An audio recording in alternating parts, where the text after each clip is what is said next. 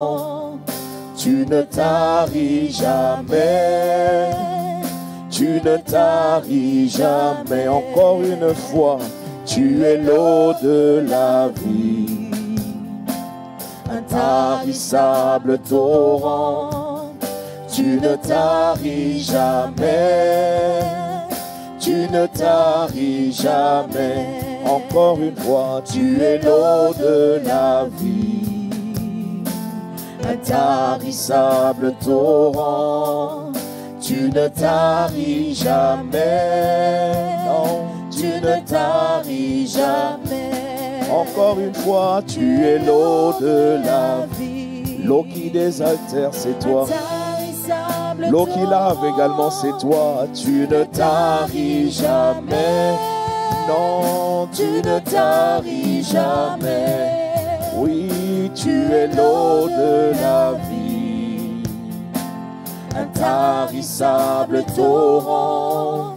Tu ne taris jamais, tu ne taris jamais. Inonde mon cœur, inonde mon cœur. Ce soir je te prie, inonde mon cœur. Seigneur, inonde mon cœur. Inonde mon cœur. Demande-lui, inonde mon cœur. Inonde-moi, inonde mon cœur. Remplis-moi, inonde mon cœur.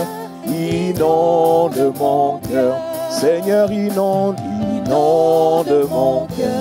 Ce soir nous prions, inonde mon cœur. Ce soir nous prions, inonde mon cœur. Inonde mon cœur. Demande-lui, inonde mon cœur. Seigneur, je te prie. Je prie pour moi, je prie pour mon frère et ma soeur. Seigneur, inonde nos cœurs. Viens prendre tout de nous. Et s'il te plaît, emmène-nous, inonde mon cœur. Ça veut dire remplis-moi de toi. Que tout de moi, Seigneur, soit au garde à vous devant toi ce soir. Seigneur, remplis-moi de ta pensée. Remplis-moi, Seigneur, de ta nature. Aligne-moi, s'il te plaît, sur la fréquence divine. Je suis venu ce soir pour te rencontrer. Je ne suis pas venu pour un homme. Je ne suis pas venu pour un programme. Si c'est le programme, Seigneur notre Dieu, c'est parce que derrière, j'avais l'opportunité, Seigneur, de te rencontrer. Je viens m'asseoir à tes pieds. Je te bénis, je te loue. Je te dis merci pour l'opportunité, pour la grâce de pouvoir aujourd'hui encore, Seigneur notre Dieu, me tenir avec mes frères et mes sœurs dans ta présence. Entends, Seigneur, notre prière. Inonde nos cœurs, inonde nos pensées, inonde notre âme. Seigneur, par le Saint-Esprit, comme au commencement, Seigneur, l'Éternel Dieu souffla dans ses narines un souffle de vie. Viens souffler à l'intérieur de nous. Viens nous inonder. Remplis-nous jusqu'à débordement. Seigneur, nous prions. Inonde mon cœur. Inonde, inonde, inonde mon cœur. Inonde. Dis-lui, remplis-moi de toi. Remplis-moi de toi. C'est ça, remplis-moi de toi. Remplis-moi de toi. Remplis-moi de toi. Demande-lui, remplis-moi de toi. Seigneur, remplis-moi de toi. Remplis-moi de ta connaissance. Remplis-moi de ta volonté. Seigneur, remplis-moi de toi. Je te supplie. Seigneur, remplis-moi, Seigneur notre Dieu, de tout ton être. Remplis-moi de ta nature, remplis-moi de ton caractère, remplis-moi de ton amour, remplis-moi, Seigneur, de ta foi, remplis-moi de ta patience, remplis-moi, Seigneur notre Dieu. Oh Seigneur notre Dieu, de ta fidélité, la maîtrise de soi, la douceur. Seigneur, remplis-moi, Seigneur, de tout ce qui te caractérise. Ton audace, ta force, ton zèle, ton éclat, Seigneur notre Dieu. Oh, je t'en supplie, remplis-moi de ton excellence. Remplis-moi de toi. Seigneur, remplis-moi de toi. Remplis-moi de toi. Élevons la voix, bien-aimés, pendant quelques instants. Parlons au Seigneur, demandons-lui ce soir encore, Père de grâce. Oui, nous nous sommes déplacés. Nous nous sommes connectés, Seigneur, nous sommes à présent, nous sommes plus de 2. Et tu as pourtant dit dans ta parole, 2 ou 3 assemblés en ton nom. Tu as dit que tu es présent au milieu d'eux. Nous sommes en présence du grand roi. Nous sommes en présence du Seigneur des Seigneurs. Nous sommes en présence du grand créateur des cieux et de la terre. Nous sommes en présence de celui qui nous a donné, Seigneur notre Dieu, l'être, le mouvement. Celui qui nous a gardé encore toute cette journée. Et ce soir, nous avions rendez-vous avec toi. Tu nous as permis d'être là de manière effective. Merci de nous avoir gardés, protégés. Nous ne sommes pas conscients de tous les dangers, Seigneur notre Dieu, de toutes les catastrophes, calamités, Seigneur, qui étaient sur notre chemin cette journée. Néanmoins, Seigneur, tu nous as permis d'être là ce soir. Nous te rendons grâce. Nous te rendons grâce, Seigneur notre Dieu, de ce que tu nous amènes au pied du Maître, Seigneur, afin d'être enseigné. Nous te rendons grâce pour la parole, Seigneur, que tu as envoyée. Cette parole qui nous éclaire. Cette parole, Seigneur notre Dieu, qui nous donne de l'intelligence à nous, qui nous présentons comme des simples. Non, Seigneur, ce soir, nous ne sommes pas des sachants. Ce soir, nous ne sommes pas des érudits. Ce soir, nous ne sommes pas, Seigneur notre Dieu, présents dans ta présence avec orgueil, avec fierté. Au contraire, nous nous humilions. Nous venons comme des enfants et nous demandons la grâce, Seigneur notre Dieu, d'être instruits, d'être enseignés. La grâce, Seigneur notre Dieu, d'être établis, Seigneur, dans ta parole. La grâce de comprendre. Illumine les yeux de nos cœurs, s'il te plaît. Seigneur, ouvre notre intelligence par ton esprit, comme tu l'as fait pour Lydie, afin que nous puissions comprendre, Seigneur, ce que tu enseignes par la bouche de tes serviteurs. Seigneur, ce que tu as enseigné par la bouche de l'apôtre. Seigneur, nous t'implorons ce soir, nous sommes venus pour aller en eau profonde. Nous sommes venus pour aller, Seigneur, creuser ce qui nous a été annoncé. Alors nous prions que la disposition de notre cœur permette, Seigneur, que ta parole, Seigneur, soit ensemencée, qu'elle germe et qu'elle porte du fruit dans le nom de Jésus. Seigneur, nous avons rendez-vous, nous avons une place à occuper dans l'assemblée des dieux pour tes intérêts supérieurs. Alors illumine les yeux de nos cœurs, fais-nous comprendre, saisir cette parole, accorde-nous la grâce, Seigneur, d'avoir nos vies changées, transformées.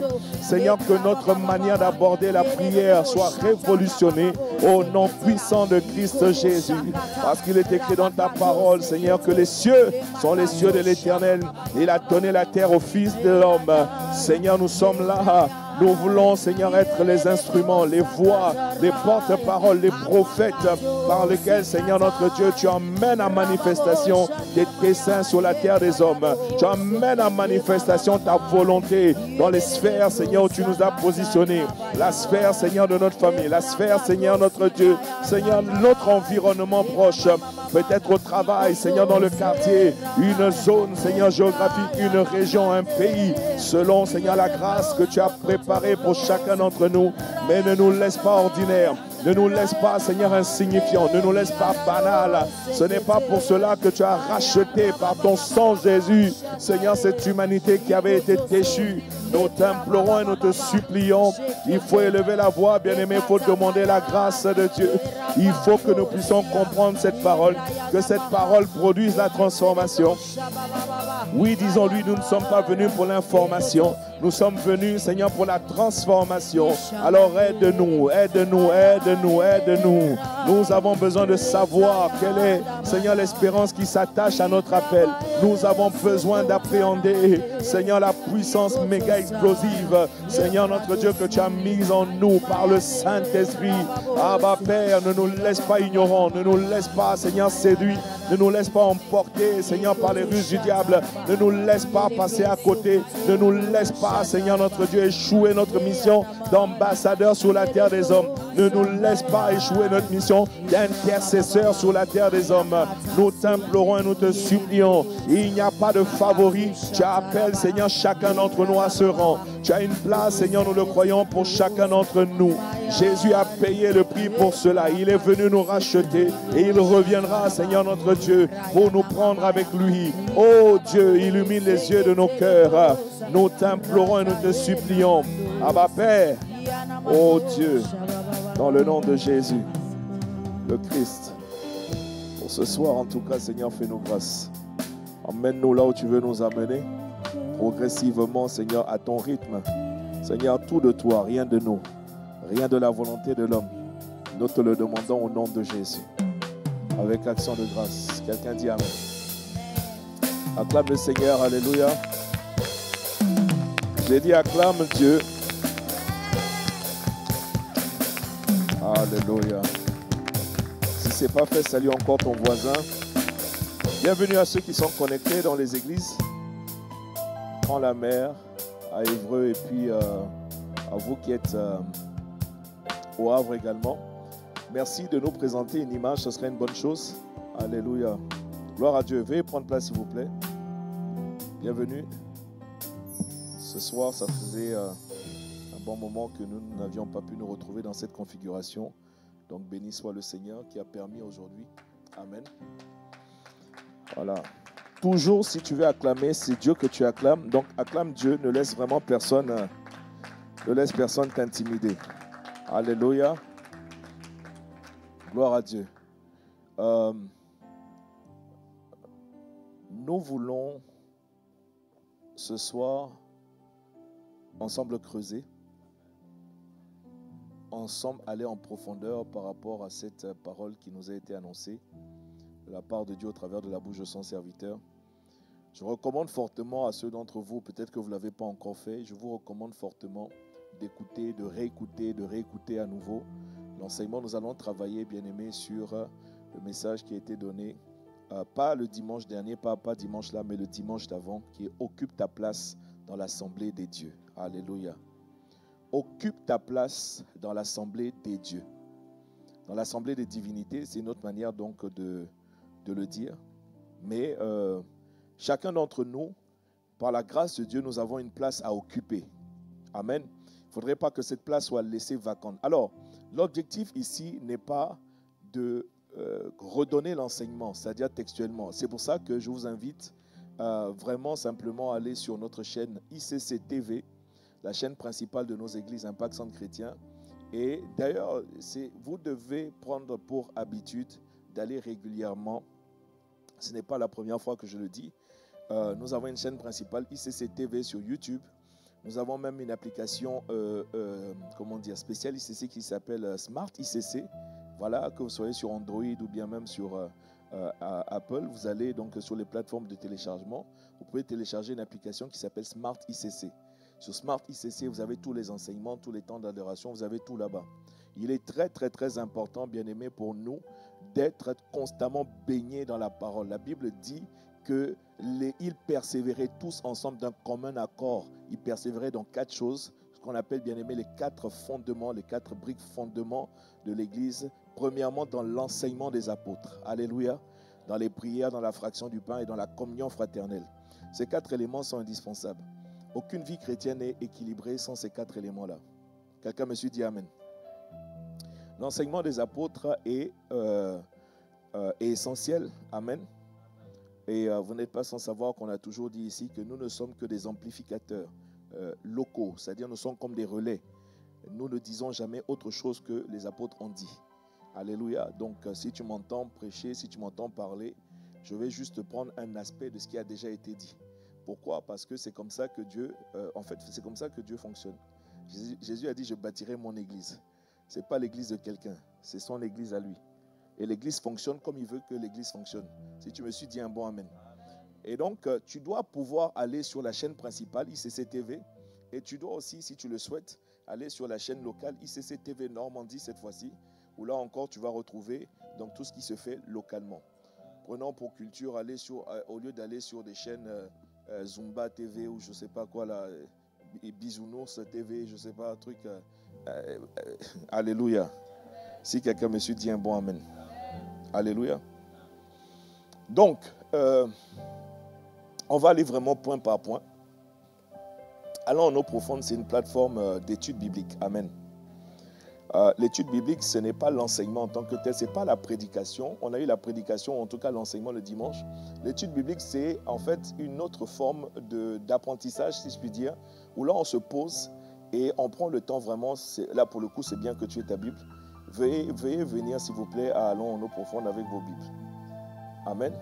On ne peut pas faire une étude biblique sans Bible. Hein?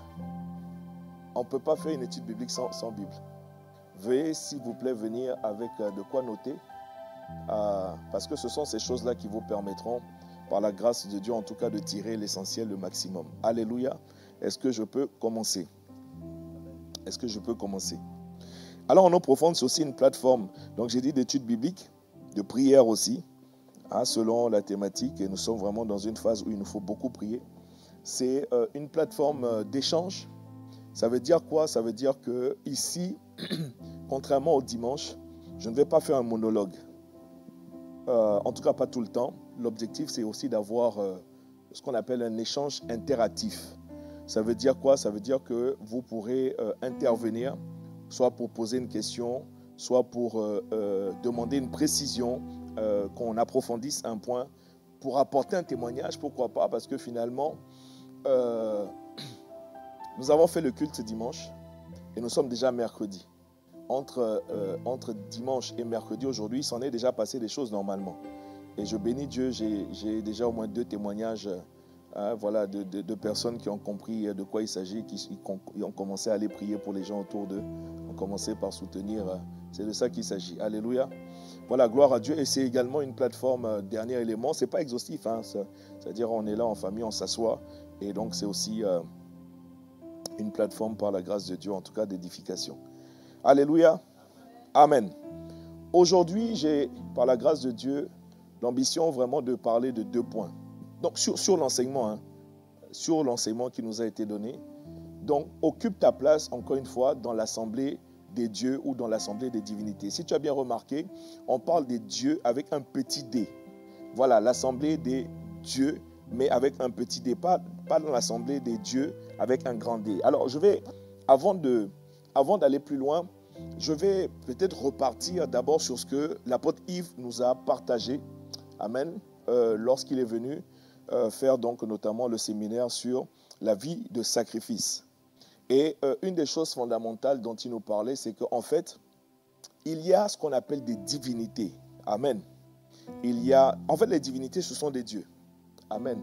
Et il nous expliquait qu'en réalité, la terre est remplie, c'est-à-dire l'univers est rempli de divinités. Alléluia. Il y a des divinités partout. Et chaque divinité a sa manière de fonctionner, chaque divinité a ses exigences, etc. Si vous vous souvenez de ça, c'est une bonne chose parce que c'est à partir de là que nous allons partir. Oh, alléluia. Est-ce que tu es là? Si tu es là, dis Amen. Si tu es là, dis un bon Amen. Voilà, donc j'ai dit tout à l'heure aussi que c'est un temps vraiment d'échange. Donc je m'attends à ce que tu sois là. Que tu ne sois pas là passivement, mais que tu sois là plutôt activement. Dis encore un bon Amen. Alléluia.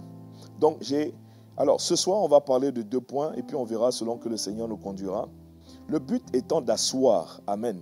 Le but étant vraiment de consolider, de secouer par moments, mais en tout cas vraiment de faire en sorte que ça s'asseye à l'intérieur de nous, que ça rentre, que ça pénètre et que ça s'asseye solidement et de manière à ce que vraiment nos vies changent. Dis à ton voisin, tu vas voir la prière autrement.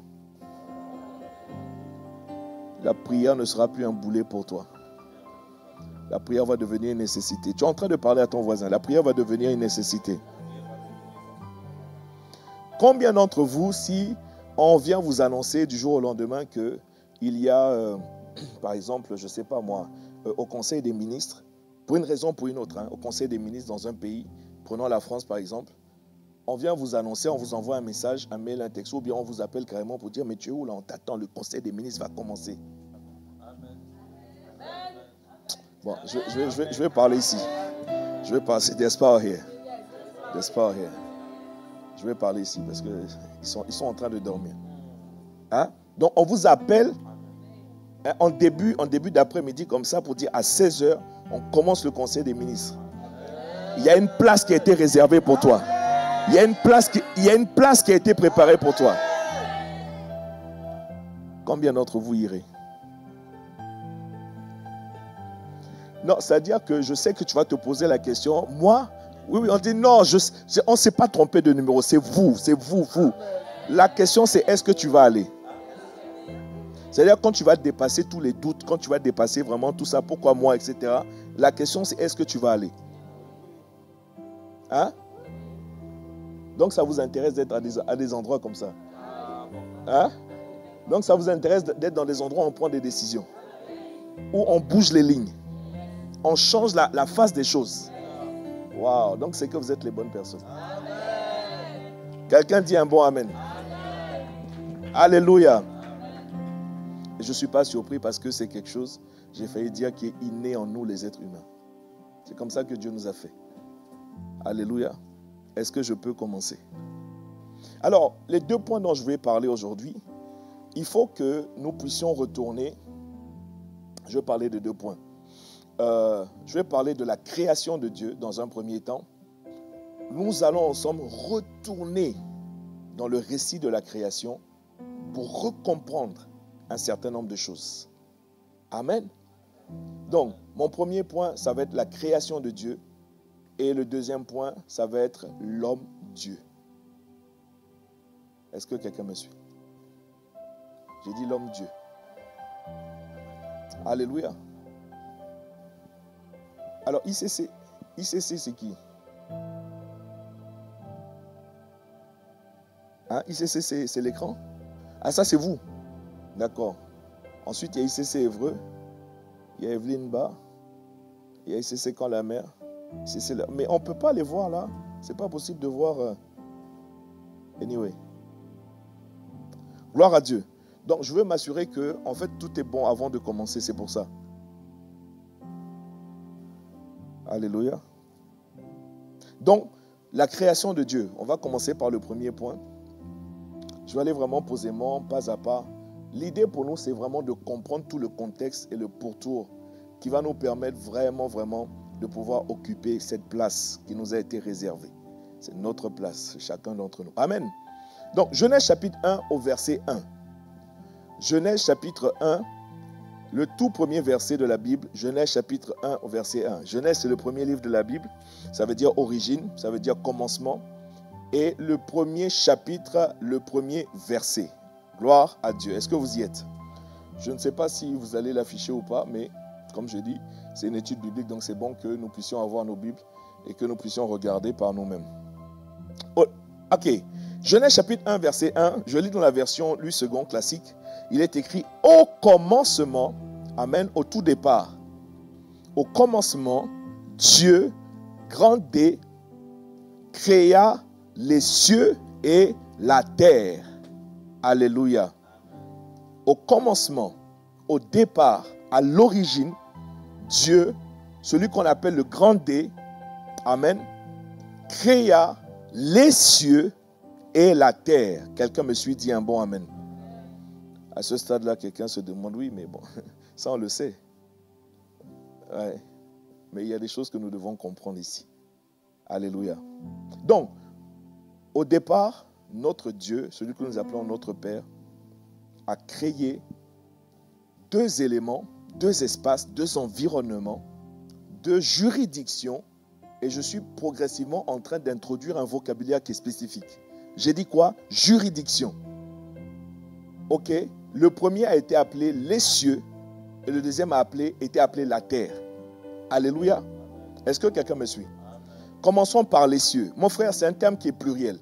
Quand on dit les cieux, ça veut dire que, basiquement, il y en a plusieurs.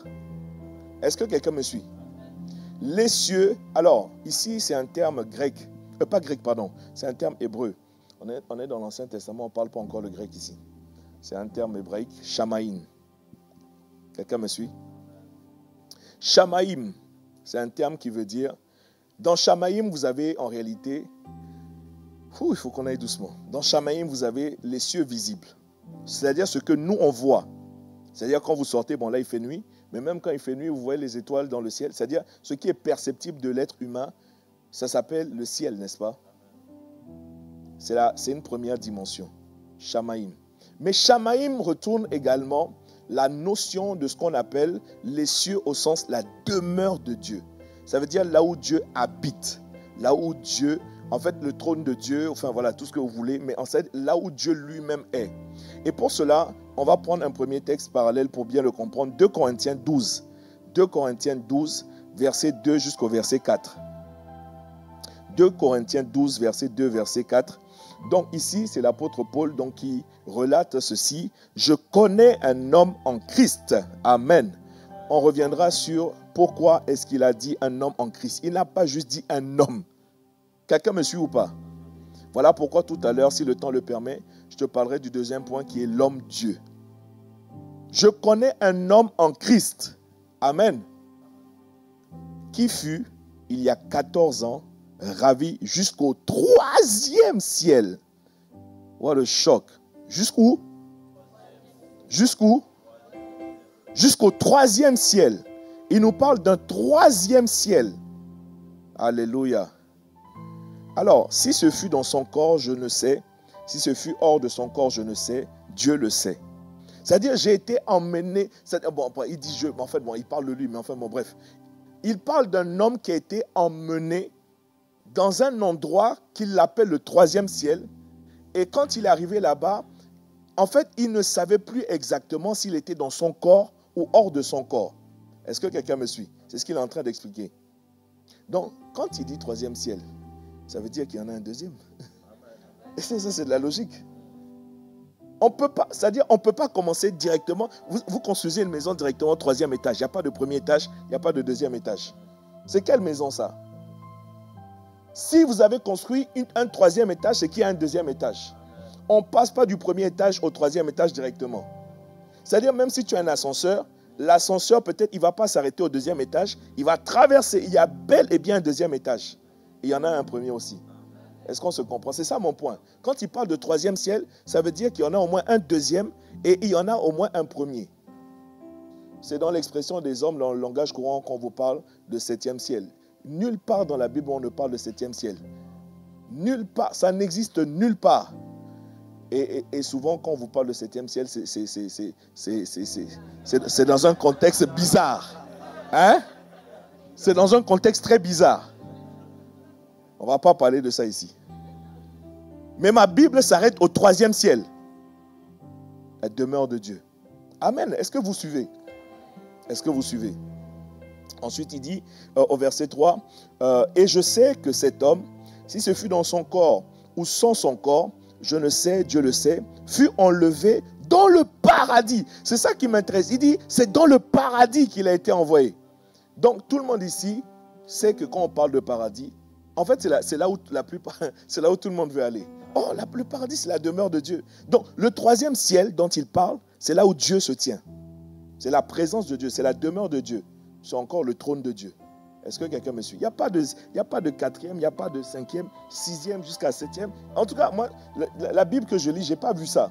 Donc, si tu lis une autre Bible ou si tu fais d'autres choses où on te parle de 7e ciel, nous, on va s'arrêter à ce que la Bible nous dit. Si quelqu'un suit, dit un bon amen. Fut enlevé dans le paradis et qu'il entendit des paroles ineffables qu'il n'est pas permis à un homme d'exprimer. Amen. Amen. Maintenant, regardez Daniel, s'il vous plaît, Daniel 10, versets 12 à 13. Daniel, le livre de Daniel, chapitre 10, versets 12 à 13. Daniel, chapitre 10. Daniel, chapitre 10, versets 12 à 13.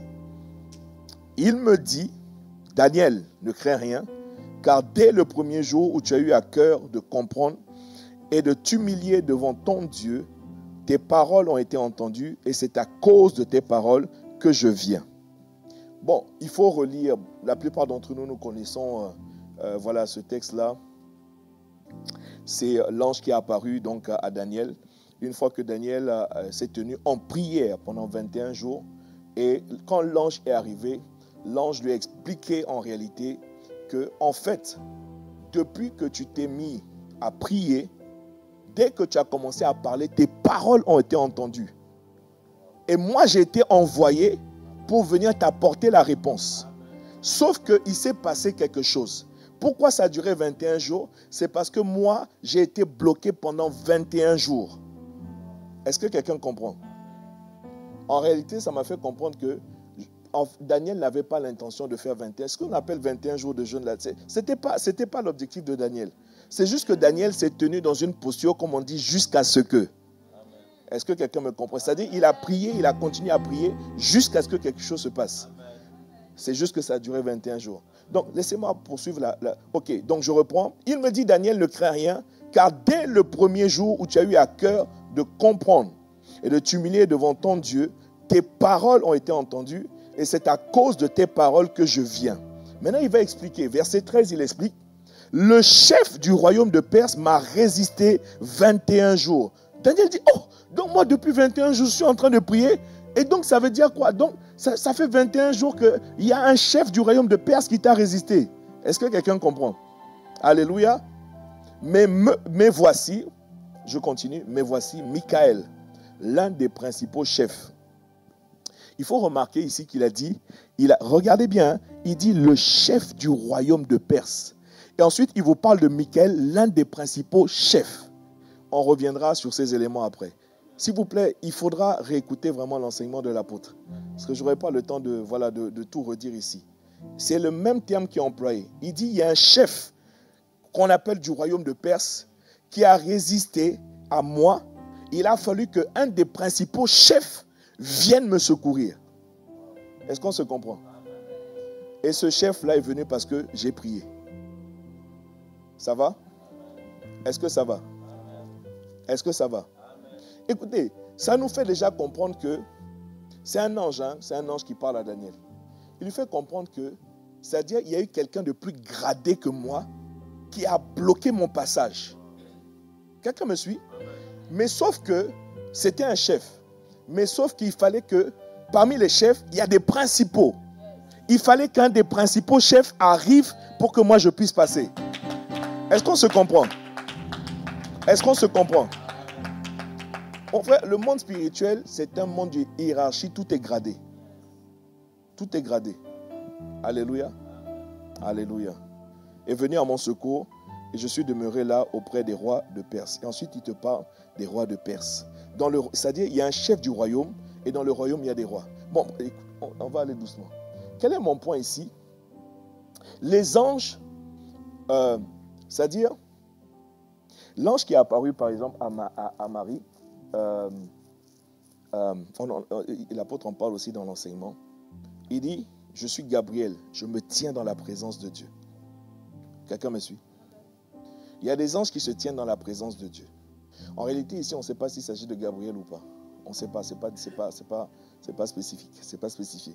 Bref, quand l'autre dit, je me tiens dans la présence de Dieu, on vient de dire que Dieu est au 3e ciel. C'est le paradis, c'est sa demeure. Donc quand il dit, je me tiens dans la présence de Dieu, ça veut dire, je me tiens au 3e ciel. Ok? Maintenant, il y a un ange qui vient dire à Daniel, tu as parlé à Dieu, et moi j'ai été envoyé. Qui m'a envoyé? C'est Dieu qui m'a envoyé. Pour que Dieu m'envoie, il faut que je me tienne où? Il faut que je me tienne au 3e ciel avec Dieu. Maintenant, imaginons, je suis en train de descendre du 3e. Et je dois arriver, disons, au 1er. Pas au sous-sol, au 1er. Il y a un sous-sol qui existe, mais c'est autre chose. Je dois arriver, sauf que j'ai été bloqué à un certain niveau par le chef du royaume de Perse. Et il a fallu que l'un des principaux chefs vienne à mon secours. C'est-à-dire que lui aussi, il a dû quitter le 3e ciel, me trouver là où j'étais, pour me libérer le chemin. Mon frère, il y a un 2e ciel qui existe. Il y a un 2e ciel qui existe. Il y a un 3e, il y a un 2e. Alors, les érudits, les théologiens vont vous expliquer, ce n'est pas compliqué. Il y a 3 cieux qui existent, bibliquement parlant. Le 3e ciel, on vient de le voir, c'est la demeure de Dieu, c'est ce qu'on appelle le paradis. C'est là où le trône est. C'est comme la Maison Blanche aux États-Unis. Ok, c'est le siège du gouvernement de Dieu. Vous avez un 2e ciel qui est en réalité la sphère d'opération des entités démoniaques, sataniques, ténébreuses. Ils opèrent au 2e ciel. Ouais. Il y a un qualificatif, c'est dans Éphésiens. Laissez-moi revoir. C'est dans Éphésiens. Il y a un qualificatif qui est donné à Satan. Voilà, Éphésiens 2, verset 2, par exemple. Quand vous lisez Éphésiens 2, verset 2, il vous dit, vous étiez morts par vos offenses et par vos péchés, dans lesquels vous marchiez autrefois, selon le train de ce monde, selon le prince, il faut bien noter les termes, le prince de la puissance de l'air. Le prince de la puissance de l'air, ça veut dire qu'il opère, bien aimé, depuis une position.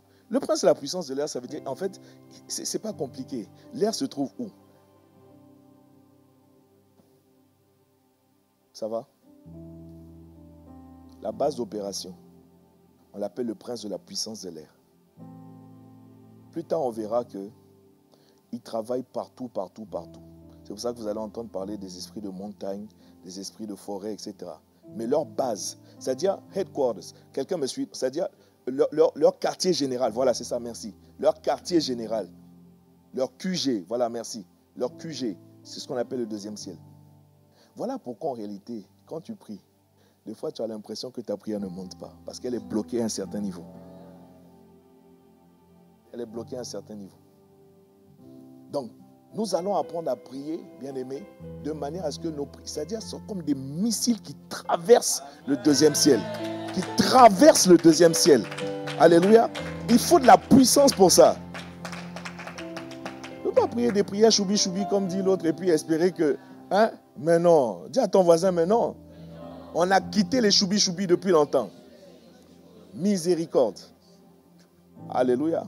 Donc, ceci, juste pour expliquer, bien-aimés, vous allez comprendre par la suite pourquoi est-ce que je prends le temps de parler doucement de ces choses-là. Au commencement, Dieu créa les cieux et la terre. Et quand on vient d'expliquer là, quand il dit les cieux, on a bien vu qu'en fait, il y en a plusieurs. Basiquement, les cieux, ça veut dire qu'il y en a plusieurs. Et on vient de voir doucement qu'il y en a trois. Le troisième ciel, le deuxième ciel. Et le premier ciel, c'est le ciel qui est perceptible aux hommes.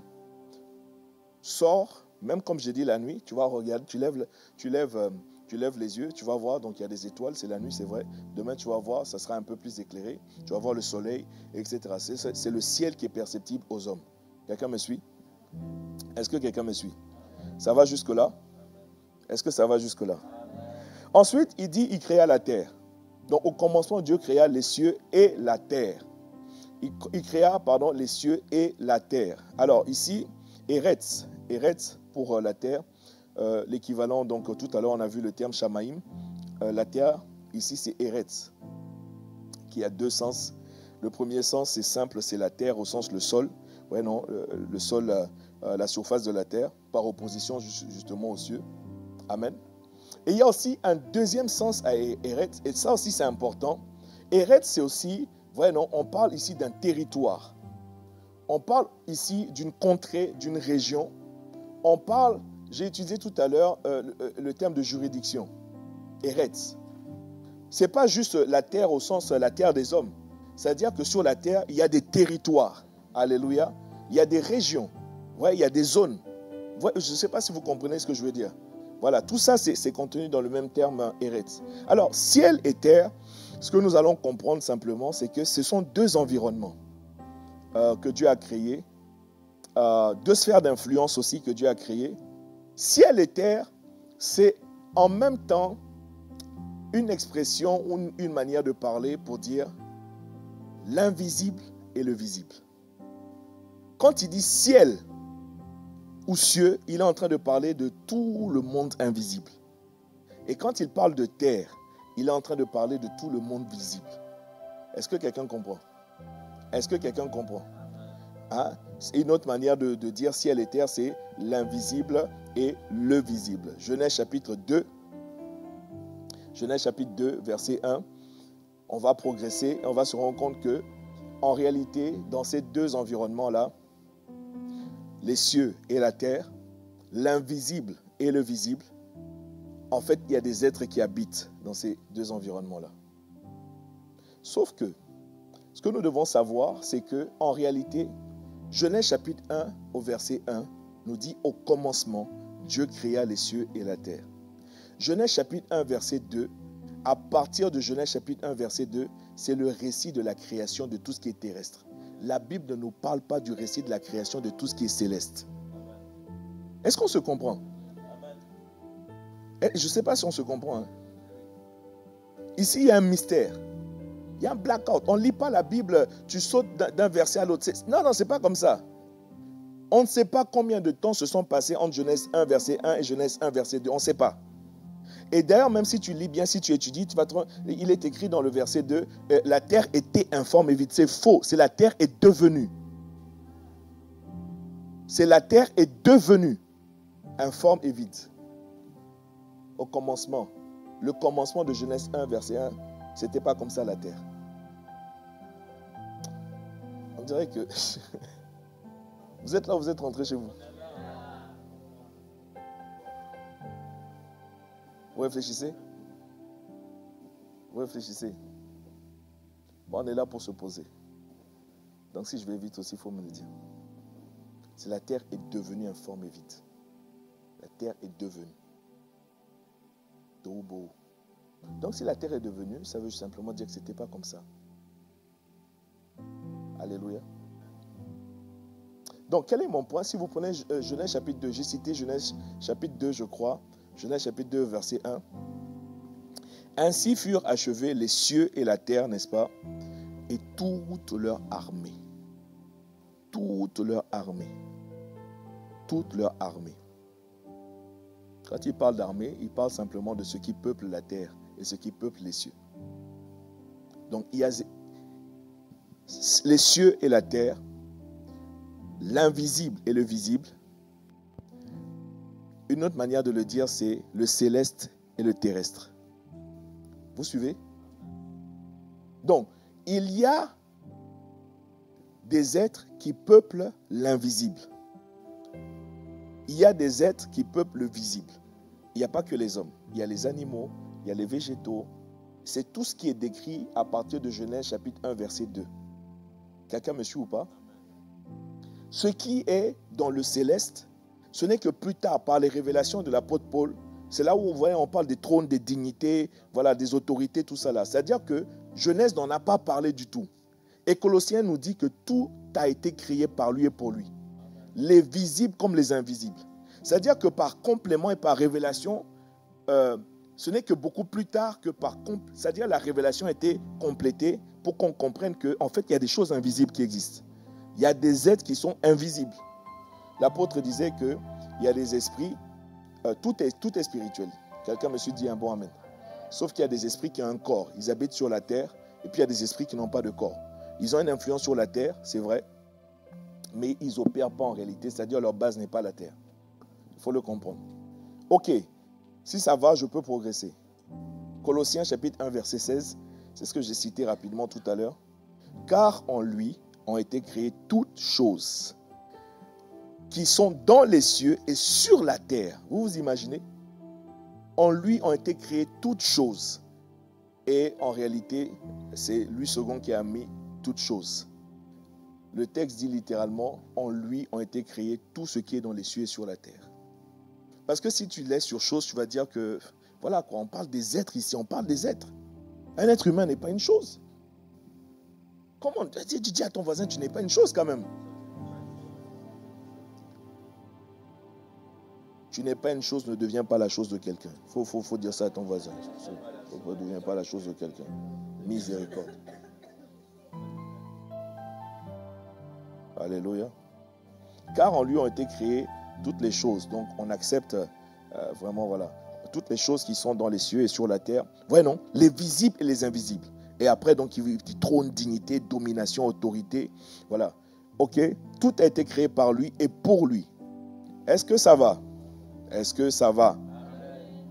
Est-ce que ça va? Jusque-là, tout ce que nous avons dit avait pour vocation de nous faire comprendre que, guys, il y a des entités qui existent. On ne les voit pas. Je peux dire ça autrement, il y a des forces, il y a des puissances qui existent. On ne les voit pas. Ce n'est pas parce que tu ne les as pas vues qu'elles n'existent pas. Il faut faire très attention. Alléluia. Gloire à Dieu. Quelqu'un me dit un bon amen. Avant de passer à l'homme-dieu, il faut que je précise ici, et c'est important aussi que nous comprenions, c'est que la terre elle-même, en réalité, est d'abord spirituelle.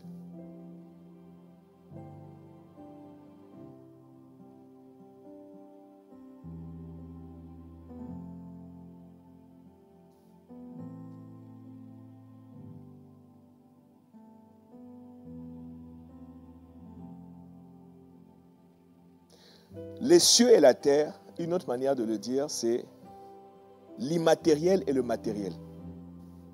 Hein? L'immatériel et le matériel. Parce qu'il y a des choses qui sont immatérielles. Ça n'a pas de, voilà, ça n'a pas de matière, ça n'a pas de forme, mais ça existe. l'immatériel et le matériel. Mais quand vous étudiez tout doucement, vous allez vous rendre compte que même la terre, en réalité, est d'abord spirituelle. Pourquoi? Dieu créa les cieux et la terre, n'est-ce pas?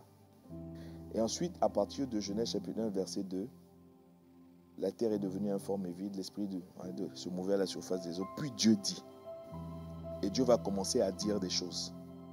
Dieu va appeler, il va faire une séparation, entre le ciel et la terre, c'est-à-dire voilà ce qui est matériel pour nous, les eaux avec donc le sec, etc. Il va commencer à appeler le soleil, la lune, les étoiles. Il va commencer à mettre en place des choses, les végétaux, les animaux. Maintenant, c'est intéressant de voir que quand on arrive dans Genèse chapitre 2, la Bible dit que venez, lisons ensemble. Ça peut être perturbant. Quand vous lisez Genèse chapitre 1, on comprend que Dieu a tout créé. Quelqu'un me suit, dit un bon amen. Maintenant, comment expliquez-vous que Dieu ait tout créé et vous arrivez dans Genèse chapitre 2, dès les premiers instants, on vous dit qu'il n'y avait rien sur la terre.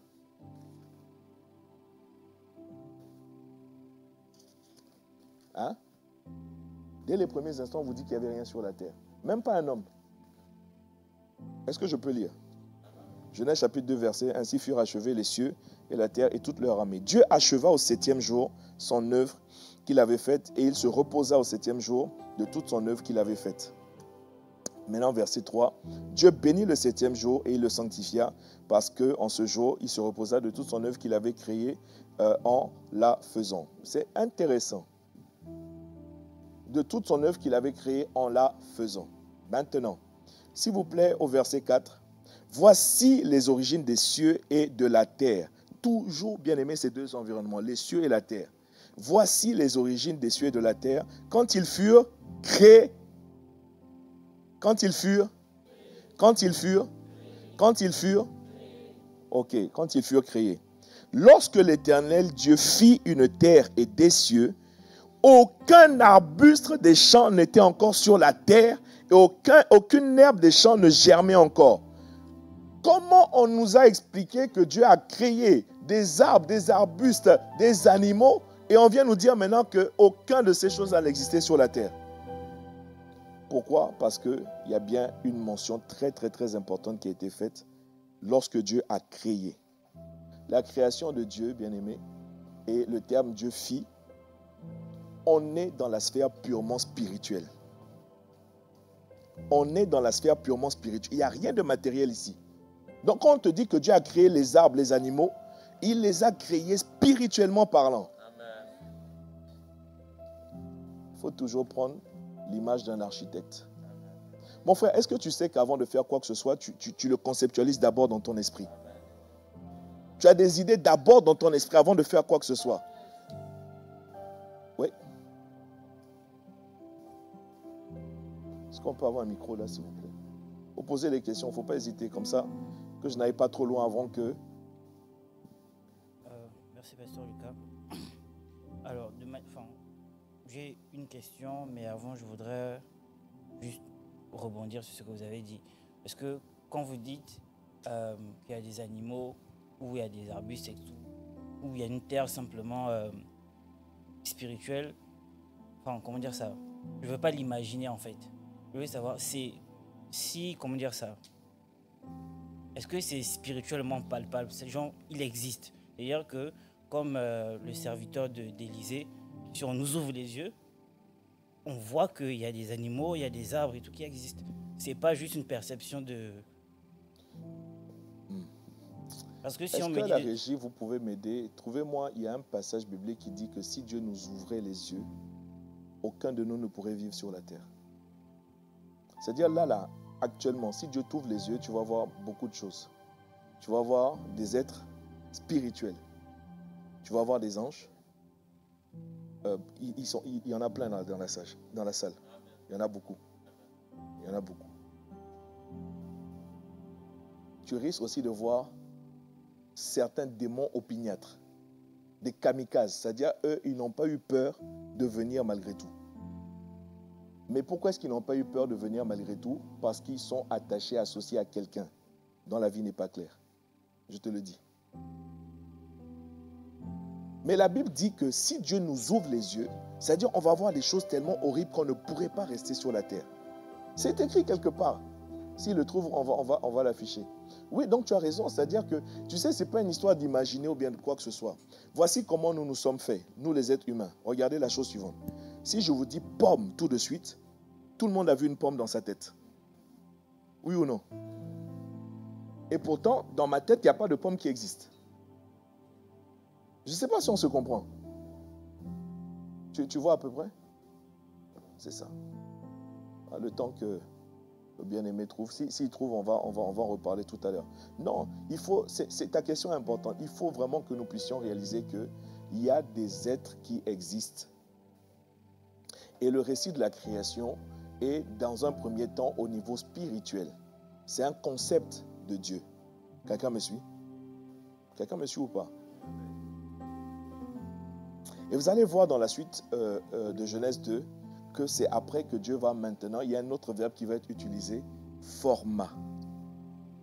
Ça veut dire qu'il va maintenant donner une forme.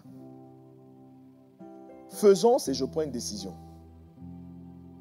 Puis Dieu dit faisons. Faisons les hommes. On va arriver tout à l'heure qu'on va parler de l'homme-dieu. Il prend une décision, ensuite il crée, ça veut dire il conceptualise. C'est-à-dire spirituellement parlant, il le fait. Mais sauf que matériellement parlant, il n'y a rien, puisqu'il n'a pas encore donné de forme. Au passage, ta forme là, c'est-à-dire corporellement, ça n'a rien à voir avec ton esprit. Ton esprit est beaucoup plus vaste que ton corps. Alléluia, est-ce que je peux poursuivre? Allons-y doucement seulement et puis... Parce que, en fait, si nous ne comprenons pas ça, quand on va nous parler de occuper notre place dans l'assemblée des dieux, déjà, tu ne crois pas que tu sois un Dieu. Tu ne le crois pas. Et c'est parce que tu ne réalises pas que dans cette assemblée-là, il y a plein de divinités. Les divinités, ce sont des esprits. Mais il faut que toi aussi, tu réalises que d'abord, tu es un esprit. Vous êtes là ou bien on arrête là? Hein? Vous avez trouvé? Ok, oui. C'est quoi là? Tu vois? Non, c'est pas ça. Non, c'est pas ça. C'est pas l'homme ne peut me voir et vivre. C'est pas ça. C'est pas grave. Sinon, c'est pas grave. Je vais rechercher. Je vous donnerai ça la prochaine fois si vous ne trouvez pas. Alléluia.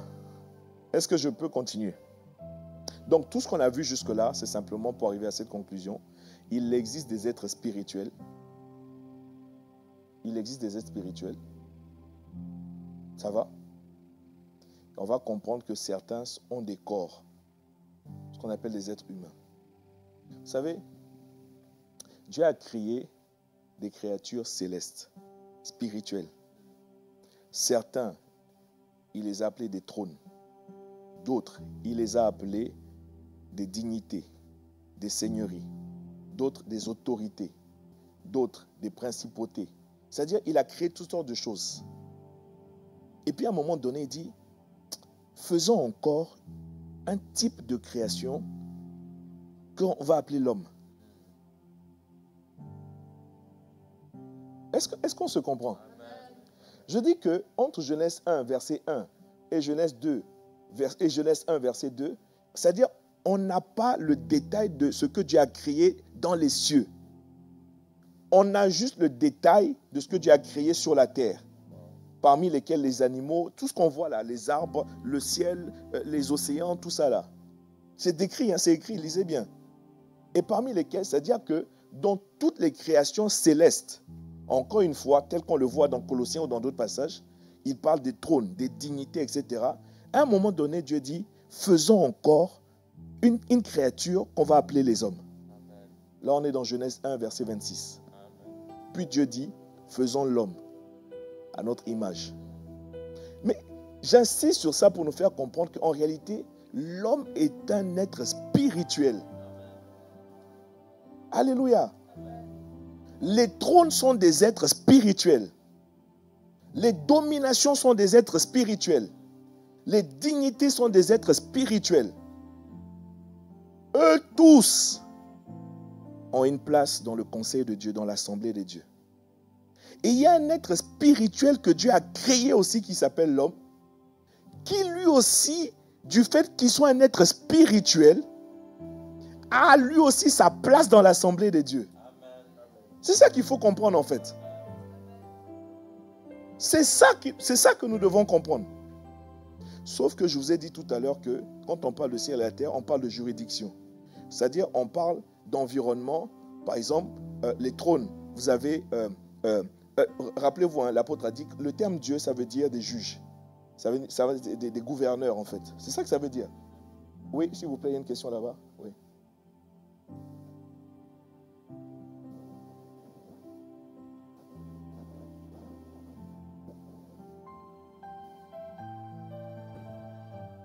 Alléluia.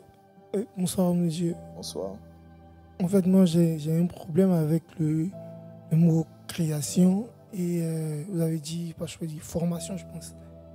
Je demande la conception de la création. Elle intervient aussi dans la création du jardin d'Éden et Adam et Ève, où je ne comprends pas un peu. Je vais vous donner un devoir de maison à faire pour la semaine prochaine. À cause de ta question. Tu sais, mon frère, non, c'est une très bonne question. En fait, bon, peut-être que j'aurais dû vous demander de faire ça en amont. J'ai juste demandé que vous puissiez réécouter l'enseignement donc, de l'apôtre. Mais quand tu lis le récit de la création dans Genèse, effectivement, tu vas voir que en fait, il y a trois comment je vais dire ça, dans la création de toutes choses, en réalité, il y a trois verbes qui apparaissent. Et c'est pas anodin, en fait. Il y a le terme faisons, donc faisons, Genèse 1, verset 26, puis Dieu dit faisons. L'instant d'après, la Bible dit Dieu créa l'homme. Au départ, il a dit faisons l'homme. L'instant d'après, il dit il créa l'homme. Et quand tu vas arriver dans Genèse 2 maintenant, la Bible dit l'Éternel Dieu forma. Donc, il y a le terme faire, le terme créer et le terme former. C'est trois verbes qui existent dans le récit de la création. Mais il faut juste lire Genèse chapitre 1, Genèse chapitre 2. C'est suffisant. Quand tu lis ça posément, tu vas vraiment tout comprendre. Voilà le devoir que je demande à tout le monde. Genèse 1, Genèse 2, lecture. Alléluia. Ça va nous permettre de poser vraiment tout ce que nous disons ici. Ça va? Est-ce que ça va? Donc, Dieu a créé des êtres célestes en leur attribuant à eux tous, en fait, un pouvoir, un mandat. Bon, rentrons maintenant dans le deuxième point. Peut-être on va rentrer dans le deuxième point, ça va nous permettre de mieux comprendre. Le deuxième point, c'est l'homme-dieu. L'homme-dieu. L'homme-dieu. Pas juste l'homme-dieu. C'est notre manière de dire l'homme. J'ai fait exprès, c'est notre manière de dire l'homme-esprit en fait. Voilà, l'homme-esprit. Alléluia. Est-ce que vous êtes là? Ok. Ici, on va revenir sur les éléments très, très, très importants qui touchent à l'identité de l'homme, c'est-à-dire ton identité, qui touchent au rôle, c'est-à-dire au mandat, c'est-à-dire ce pourquoi Dieu t'a créé, ce pourquoi Dieu m'a créé. Amen. Là, je suis en train d'exercer une fonction, pour ma part, une fonction pastorale, mais ce n'est pas la fonction pastorale pour laquelle j'ai été créé. Il faut bien comprendre les choses, hein. Tu es directeur, tu es président, premier ministre, c'est super, mais ce n'est pas pour ça en réalité que Dieu t'a créé. Est-ce que je peux poursuivre? Donc, ok, allons-y. Donc, le premier élément que nous allons voir sur le deuxième point, l'homme-dieu, c'est que l'homme est avant tout un être spirituel. L'homme est avant tout un être spirituel. Ouais. Tu es un être spirituel. Il n'y a que les chrétiens qui ne savent pas qu'ils sont des êtres spirituels. Non, je te dis la vérité. Les chrétiens veulent tout faire pour paraître spirituels. Mais en face, dans le camp adverse, ils savent qu'ils sont spirituels. Voilà pourquoi ils opèrent. Est-ce que je peux poursuivre? Donc, allons-y, Genèse chapitre 1, verset 26. Genèse chapitre 1, donc je reprends, on va retourner dans Genèse 1. Genèse chapitre 1, verset 26. C'est un texte fondamental qui fait partie des textes du début, l'origine l'origine, au commencement. Puis Dieu dit, là on est au 6e jour. Ok? Donc ça veut dire qu'il y a eu un premier jour, un deuxième jour, troisième jour, etc. Il a créé déjà beaucoup de choses. Et il a créé l'être humain en dernière position. Alléluia. Puis Dieu dit, faisons l'homme à notre image. Ici, l'homme, c'est la race humaine. Il parle pas, c'est vrai que, vous savez, on parle de Adam, mais il faut savoir que Adam veut dire humanité. Donc, en un homme qu'on appelle Adam, il y a toute la race humaine en lui. Et voilà pourquoi quand Dieu parle à Adam, en réalité, il parle à toute la race humaine. Quelqu'un me suit ou pas? Est-ce que quelqu'un me suit? Excusez-moi 2 secondes.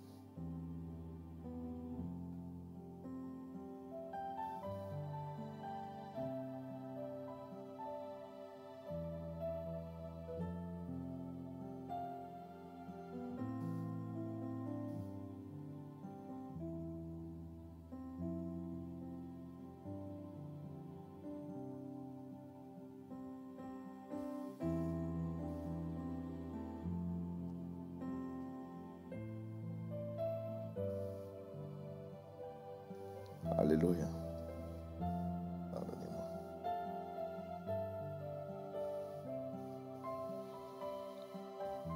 Dieu dit, faisons l'homme à notre image selon notre ressemblance. Pour l'instant, on s'arrête là.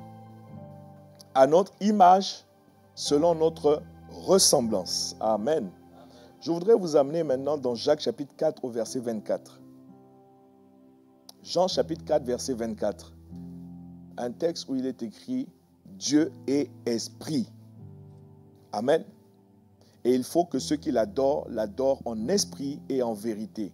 C'est la première partie qui nous intéresse ici. Dieu est esprit. Si tu veux savoir qui est Dieu, qu'est-ce que Dieu? Dieu est un esprit. C'est un esprit.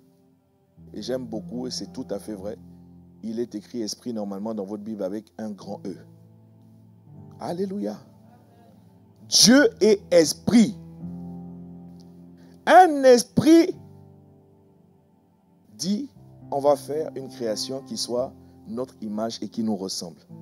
D'après vous, qu'est-ce que ça peut être?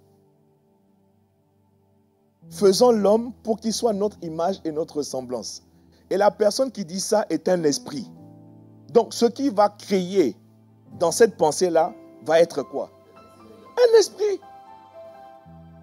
Un esprit, il ne peut pas créer autre chose. C'est-à-dire, il ne peut pas faire autre chose qu'un esprit. Si tu te regardes dans la glace et que tu vois autre chose, c'est que tu es bizarre. Quand tu vois ton image, tu regardes un miroir, normalement, le miroir va te donner ton image, n'est-ce pas? Donc, c'est comme si quand Dieu se regarde dans le miroir, il voit Dieu, mais Dieu est un esprit. Je ne sais pas si on se comprend. Tu es un être spirituel, tu es un esprit. Nous sommes trop conscients de notre corps, des limitations de notre corps. Je suis fatigué, je n'ai pas d'énergie, j'ai faim, j'ai ceci. Ça, ce sont les réalités du corps. Tu es un esprit. C'est le corps qui te dit que tu ne peux pas. S'il vous plaît, on parle de Dieu. La plupart d'entre nous ici, nous sommes d'accord que Dieu, rien ne lui est impossible. Ça va, non? Maintenant, écoutez, il dit, je vais faire un être que je vais appeler l'homme, l'être humain, qui est mon image. Sachant que moi, je suis illimité, rien ne m'est impossible.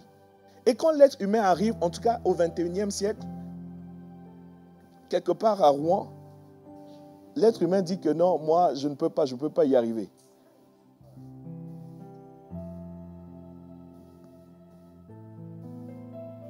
C'est trop dur pour moi. Est-ce qu'on peut poursuivre? Donc, c'est la première chose, bien-aimés. Quand on parle de l'homme-dieu, il faut d'abord comprendre que nous sommes des êtres spirituels. L'image d'un esprit est un esprit. Il ne faut pas chercher de midi à 4. C'est l'image d'un esprit est un esprit. Et j'ajoute la précision que, en fait, c'est ton esprit qu'on traite avec Dieu. Je sais que tu n'as pas compris. Ce n'est pas avec tes émotions que tu traites avec Dieu.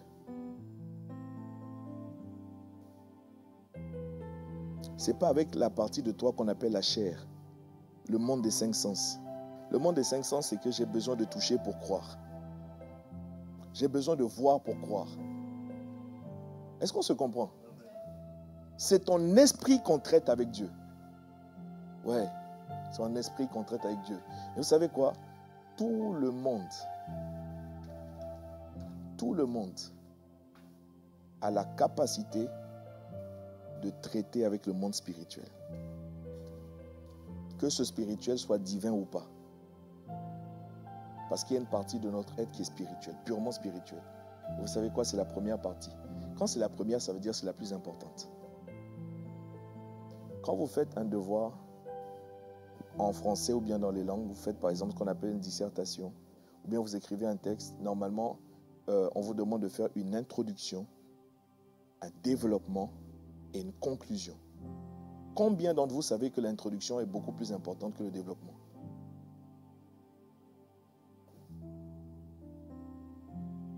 Oui.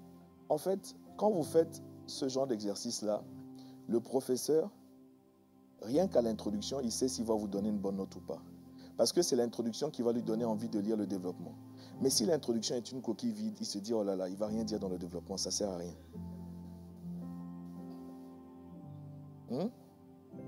Hein? Vous comprenez mieux?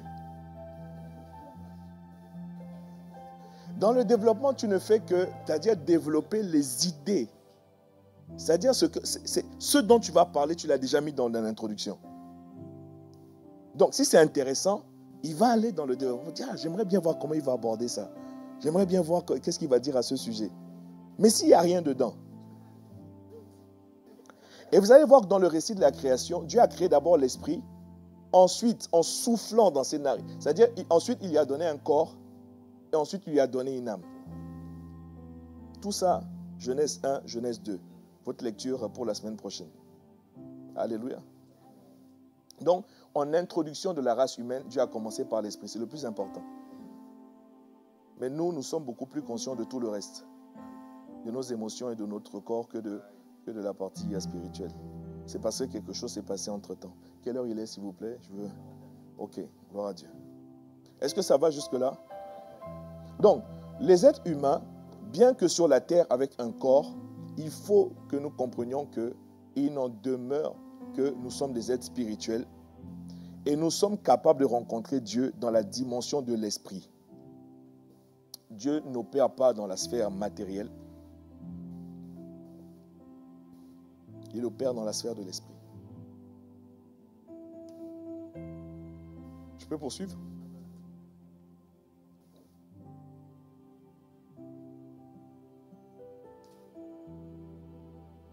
Alléluia. Est-ce que je peux corser un peu, pimenter un peu, ça risque de déranger un peu certains, ça risque de bouger un peu. Ok? Alors, nous avons dit que Dieu a dit, faisons l'homme à notre image. Or, Dieu est esprit. L'image de Dieu, qui est esprit, est un esprit. Or, cet esprit est Dieu. En d'autres termes, quand Dieu dit, faisons l'homme à notre image, il est juste en train de dire, faisons un autre Dieu. Amen.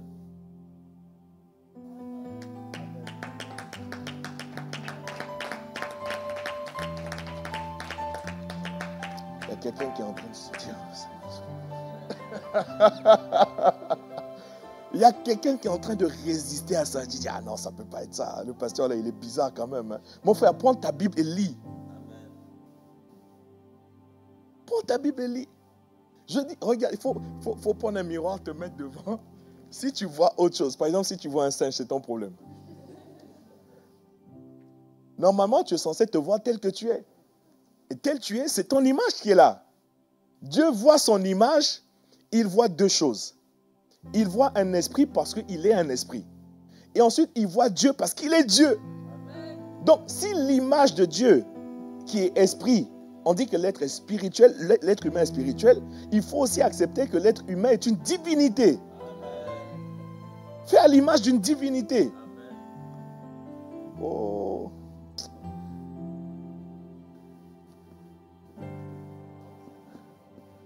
Je voulais aller au Havre là-bas, mais ils m'ont l'air de dormir. Donc, Je crois que je vais aller. Laissez-moi voir où est-ce que ça a l'air bien là. Hein? À quand ils sont en train de lever la main? There's power there. There's power there. Hein? On arrive à quand? On arrive à quand? Miséricorde. Est-ce que vous êtes là? Est-ce que vous êtes là? C'est un Dieu, je parle de l'être humain, qui a été affecté à un territoire. Rappelez-vous, je vous ai dit, hein, territoire, zone voilà, d'influence, tout ça. Les trônes ont des zones d'influence. Les dignités ont des zones d'influence ou de pouvoir. C'est-à-dire là où ils peuvent prendre des décisions. Quelqu'un me suit ou pas? Donc l'être humain a été créé dans... c'est-à-dire, dans toute la création spirituelle de Dieu, Dieu a dit, faisons un être qu'on va appeler l'homme, mais lui, il va être à mon image. Moi-même, je suis Dieu, moi-même, je suis un esprit. Et donc, c'est juste que, voici un Dieu, petit d, attention, qui a été affecté à un territoire qu'on appelle la terre. Avec pour objectif, si ce qu'on appelle des dominations ont un pouvoir de dominer sur des nations, l'être humain a un pouvoir d'administrer la terre. En fait, c'est comme ça. Il ne faut pas chercher autre chose. Bon, comme ça ne vous plaît pas, Psaume 115, verset 16. Nous sommes dans une étude biblique. Ça suppose que nous parcourons la Bible. Et tu prends des textes comme appui. Psaume 115, verset 16. Dieu dit, les cieux sont les cieux de l'Éternel. Mais il a donné la terre au Fils de l'homme.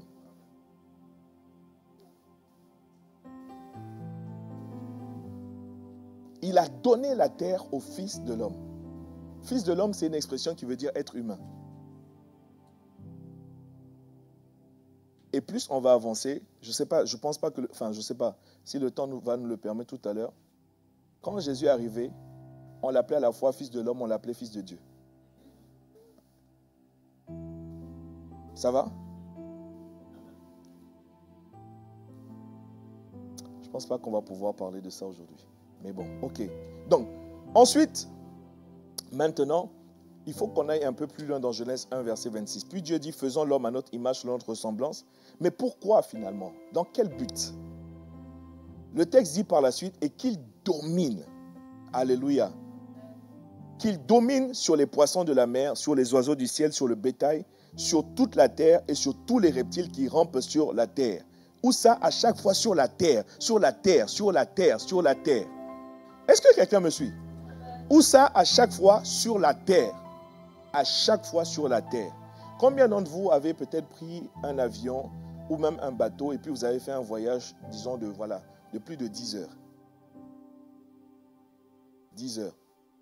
Vous savez, il y a des longs voyages. Hein. Vous êtes dans l'avion, vous êtes dans l'air seulement, vous êtes dans l'air. Et puis, à un moment donné, avez-vous remarqué que vous en aviez marre d'être dans les airs?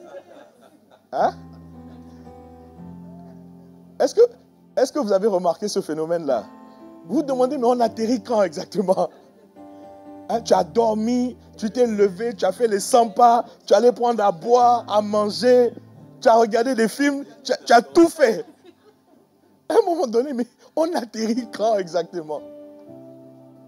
Tu ouvres, tu fermes, tu regardes les nuages. À un moment donné, tu en as juste marre d'être dans les airs. La raison est simple, tu n'es pas un être qui est censé être dans les airs. Tu n'es pas un oiseau. Tu n'es pas un oiseau. Tu es censé être sur la terre. Il y a une expression, ça c'est en mer, on dit j'ai le mal de mer. Mais tu n'es pas censé être dans la mer. Le mal de voiture. Mal de train. Mais c'est comme si, c'est-à-dire que tant qu'on ne touche pas le sol là, à un moment donné, c'est comme si ça nous fatigue. Mais regardez, à chaque fois que Dieu parle de l'homme, toujours vous allez voir pas loin sur la terre, sur la terre, sur la terre. C'est une divinité qui a été affectée dans une juridiction qu'on appelle la terre.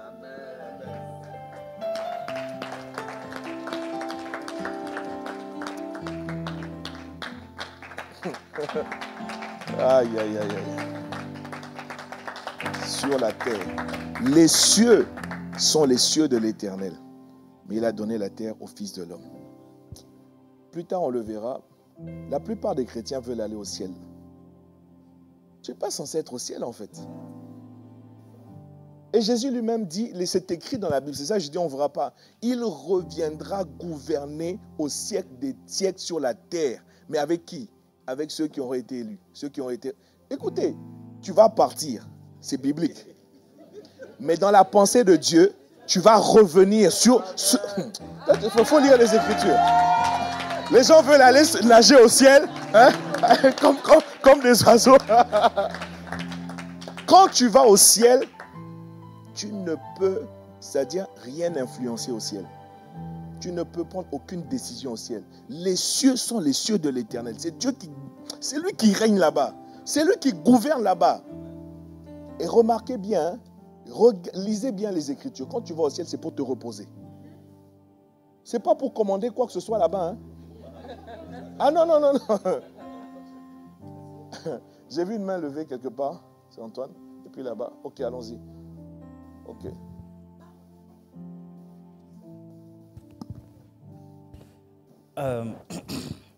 Sur le cas vous avez expliqué tout à l'heure, en parlant de la terre, qu'il y avait deux significations. Donc, celle qu'on voit, qu'on touche, et celle qui peut être, celle qui est un territoire, et par la suite, on a précisé spirituel. Et dans Genèse 1, 26, il est écrit que Dieu dit que faisant l'homme et tout, et qu'il domine sur les poissons de la mer, sur les oiseaux du ciel, et sur les reptiles, sur tous ceux qui rampent sur la terre. Du coup, je me dis de deux choses l'une. La première, c'est que soit le ciel, la mer et la terre, là, c'est le visible, mais qui sont sur le territoire, la juridiction invisible qu'on appelle la terre. Soit je ne comprends pas. Ok. Je te comprends. Je te comprends. Non, je suis sérieux, je te comprends. Parce qu'en fait, c'est... Voilà pourquoi je vous recommande de relire posément. Là, on va vite. Relisez juste posément. Pendant que vous lisez, priez. Priez. En fait, il n'y a rien de visible qui n'existe pas dans l'invisible. Voilà pourquoi même ta percée doit d'abord être une percée spirituelle avant d'être une percée que tu vas voir. Toutes les victoires se remportent d'abord spirituellement parlant, avant qu'elles ne soient manifestées. Au ciel, il y a des rues. C'est écrit dans la Bible. C'est-à-dire dans la sphère spirituelle. Les rues que tu vois là, il y a des rues parce qu'au ciel, il y a des rues. Tout ce que tu vois de visible, c'est parce qu'il y a, c'est-à-dire, j'ai fait dire l'équivalent, il y a le blueprint, c'est-à-dire il y a le modèle spirituel. Comme Moïse doit construire le tabernacle, c'est sur la base d'un modèle qui est venu du ciel. Oui, donc, tout ce que tu vois sur la terre, c'est qu'il y a un élément spirituel. Et c'est ça qui doit nous faire comprendre, quelque part, le pouvoir que les entités spirituelles ont. Parce que s'ils ont un pouvoir sur ça, spirituellement parlant, ça va se déclencher sur la terre.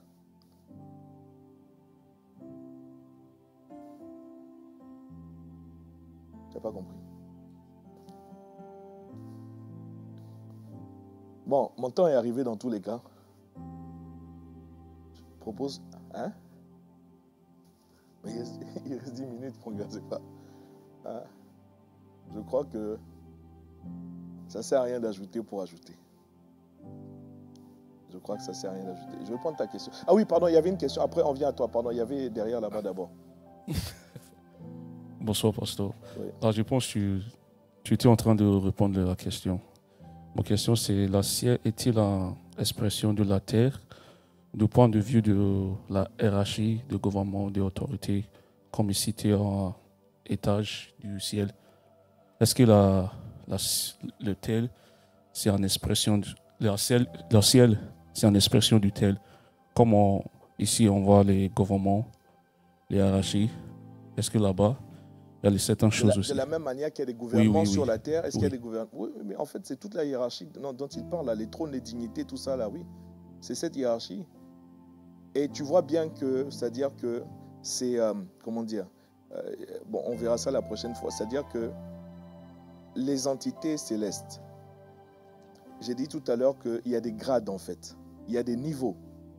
Je peux dire il y a des galons. C'est comme dans l'armée, dans l'armée il y a des galons en fait. C'est-à-dire un sergent ne peut pas aller s'opposer à un commandant, vous voyez ce que je veux dire? C'est pour ça que nous devons monter, c'est-à-dire, bref, on verra ça la prochaine fois. Mais oui, pour répondre à ta question, oui. Donc c'est en expression la ciel. Oui. Il y a des gouvernements sur la terre parce qu'en fait, le terme gouvernement, c'est le terme royaume. Bibliquement parlant, quand on parle de gouvernement qui est, comment dire, voilà, qui est communément utilisé dans le langage des hommes, c'est le terme royaume dans la Bible. Oui. Ça va?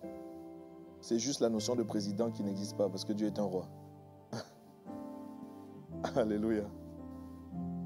Ça ne sert à rien de rajouter pour ajouter. Oui, pardon, on prend quand même ta question et puis nous allons prier et puis clôturer pour aujourd'hui. Merci beaucoup pour l'enseignement. J'aimerais demander dans Exode 7. Exode 7 Oui. Affichez le passage qui va donner, s'il vous plaît. Exode 7, le verset 1er. Oui. Dieu dit à Moïse, quand Moïse raisonnait, je ne sais pas parler, Dieu dit, je te fais roi pour Pharaon. Et je te fais Dieu pour Pharaon, oui. Pour Pharaon oui. Et Aaron pour ton prophète. Oui. Et j'ai remarqué, quand l'apôtre a donné le verset, j'ai remarqué que le mot Dieu, ici, est écrit avec grand D. Est-ce que ici, Dieu est en train de faire prendre conscience à Moïse de sa nature divine ou il y a une autre chose, une autre révélation derrière? Ok. Merci pour la question. Laisse-moi juste checker parce que à l'instant, je n'ai pas en tête que c'est écrit avec un grand D. Mais quoi qu'il en soit. C'est grand D? Ok. Ça veut dire deux choses.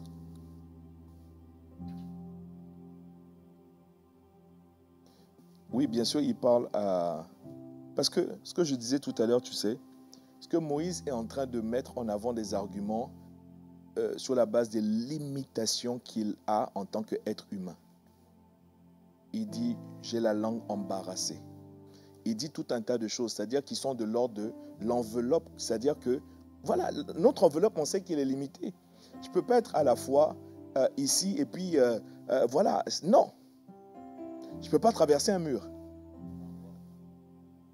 Pas encore. Je disais, le jour où on va commencer à traverser des murs ici.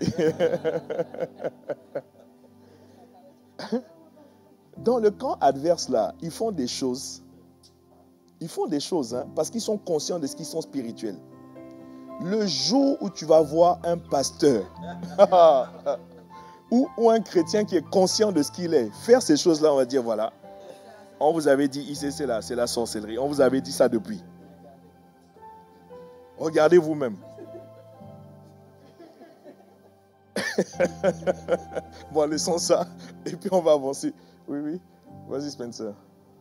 Bon, je vais prendre des questions et puis on va clôturer. Bon, pour ma part, c'est pas vraiment une question, c'est plutôt une affirmation. J'ai un doute. Okay. Et donc, du coup, on nous a toujours enseigné que les croyants vont régner avec Christ. Et donc, nous, dans notre interprétation aussi limitée soit-elle, donc on a compris qu'on va régner avec Christ dans le ciel. Et donc là, vous nous avez appris que voilà, on va au ciel. C'est pas moi. Hein.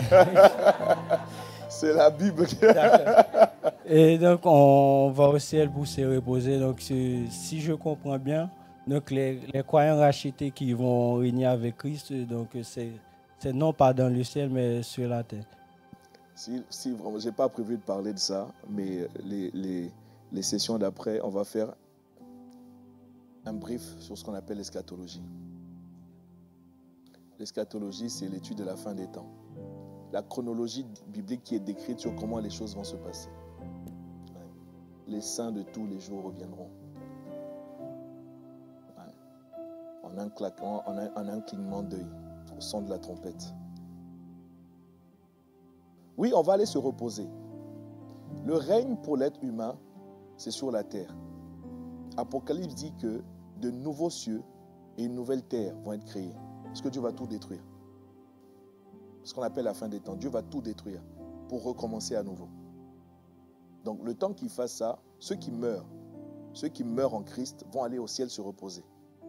Mais au moment, c'est-à-dire où la trompette va sonner, tous les êtres, c'est-à-dire la race humaine, l'esprit qu'on a appelé l'homme, si je parle comme ça, on se comprend, non?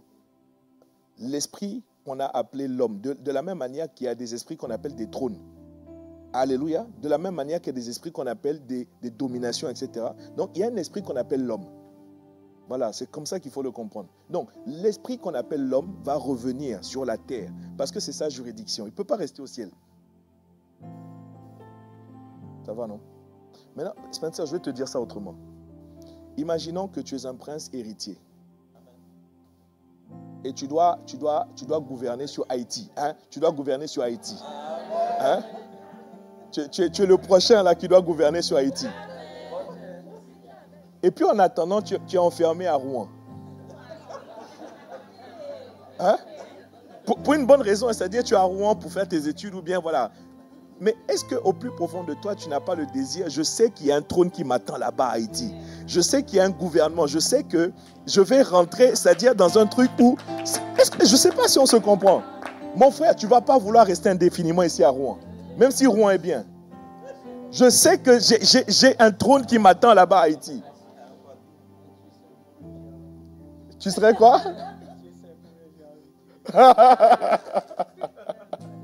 Hein? Non, tu as envie d'y retourner parce que tu viens de là-bas, mais si en plus on t'annonce que c'est toi qui vas prendre le pouvoir, mon frère, tu as dit, ah non, on va quand même. Ah, vraiment Dieu, l'éternité là, le repos là aussi, c'est bon. Hein, je vais me lever seulement, allons-y. Vas-y mon gars.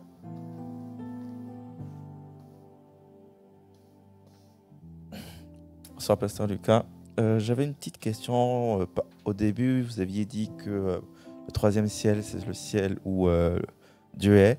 Et le deuxième ciel, c'est là où on va dire il va avoir tout ce qui est anti-démons, etc. J'avais une question par rapport à la prière, aux prières que nous nous adressons.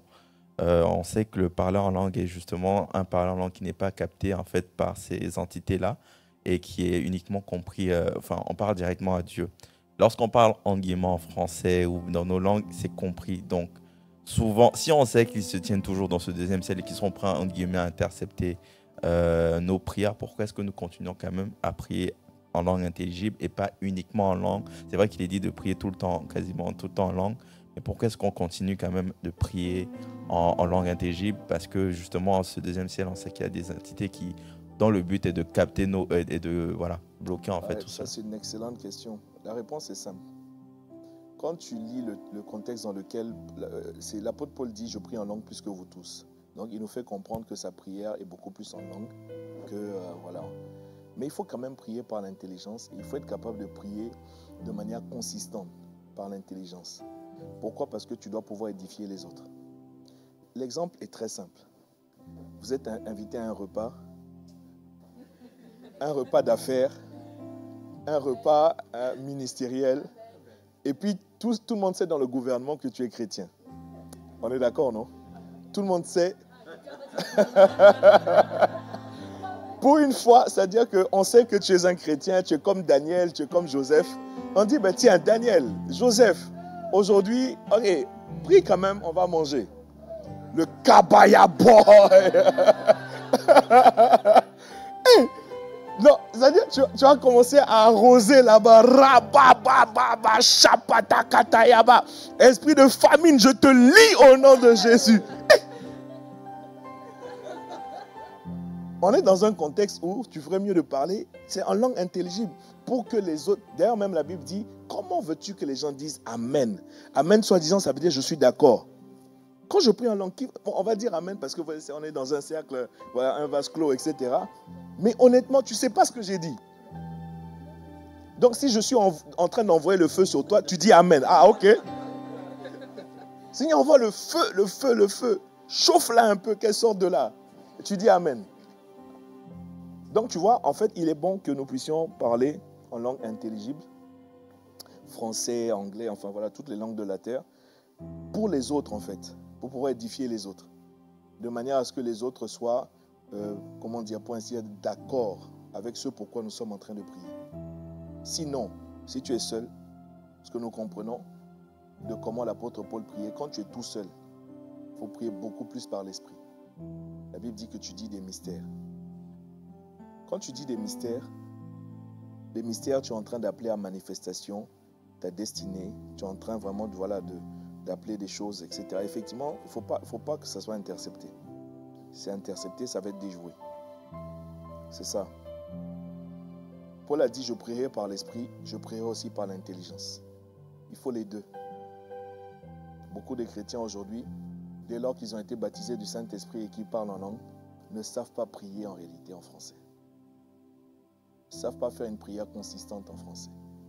Après avoir dit merci Seigneur, après avoir dit ô Dieu des cieux, ô Dieu de toute la terre, grand roi au-dessus de tous les rois, éternel notre Dieu et notre Père, mon Dieu, mon roi, Jéhovah Jireh.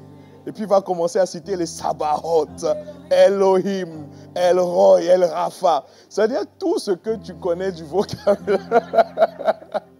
Mais qu'est-ce qui se passe? Rapidement, tu te rends compte que tu es sec, tu ne sais plus quoi dire. Et tu bascules en langue.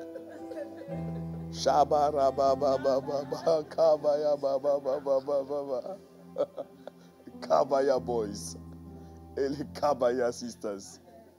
Alléluia. Alléluia. S'il n'y a pas d'autres questions, je propose qu'on arrête là. Je ne veux pas abuser vraiment de votre temps. 21h passées. Oui, mon frère.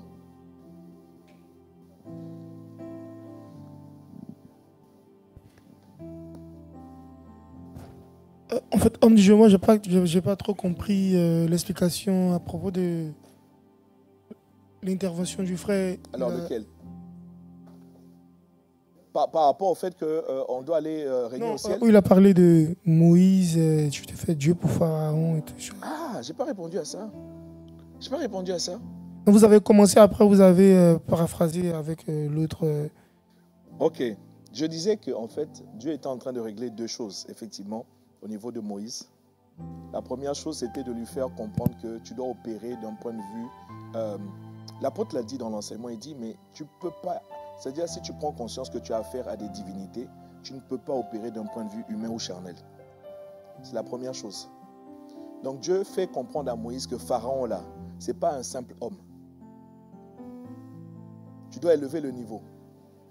Maintenant, non seulement ce n'est pas un simple homme, mais il a un rang, un grade très élevé. Et je dois te mettre au-dessus de lui. Je dois te faire Dieu pour Pharaon. Remarque, il a bien dit pour Pharaon, hein. Il n'a pas dit je vais te faire Dieu. Avec le grand D. Le grand D, là, il faut faire très attention. Hein. Mais pour Pharaon, je vais te mettre au-dessus de lui. Quand vous étudiez, les théologiens vous font comprendre que Pharaon était la figure même du diable. C'est le diable personnifié. Donc non, Moïse, tu ne pouvais pas rester à un niveau juste truc. En plus, tu es en train de t'embrouiller pour dire j'ai la langue embarrassée. C'est tout ça. Tu ne vas pas y arriver. Donc je te fais Dieu pour Pharaon. C'est ça qu'il était en train de lui dire. Ah, pardon, mais il fallait me dire que je n'avais pas répondu à ta question. Ça va? On arrête là pour aujourd'hui. Hein. Rendez-vous la semaine prochaine par la grâce de Dieu. Même heure, même circonstance, même condition. Priez vraiment que le Seigneur nous ouvre les yeux. Priez pour nous. Je vous recommande vraiment deux choses, s'il vous plaît. Ne prenez pas ça à la légère. Si vous n'avez pas écouté l'enseignement de l'apôtre, ICC TV, sur YouTube, YouTube ICC TV, c'est le message intitulé « Occupe ta place dans l'assemblée des divinités ». Nous sommes en train de travailler sur ce message-là. Amen. Et la deuxième chose que je vous demanderai de faire, comme je l'ai dit aux frères tout à l'heure, relisez s'il vous plaît Genèse chapitre 1, Genèse chapitre 2. Alléluia. Voilà. Gloire à Dieu, on va se tenir debout pour ceux qui le peuvent.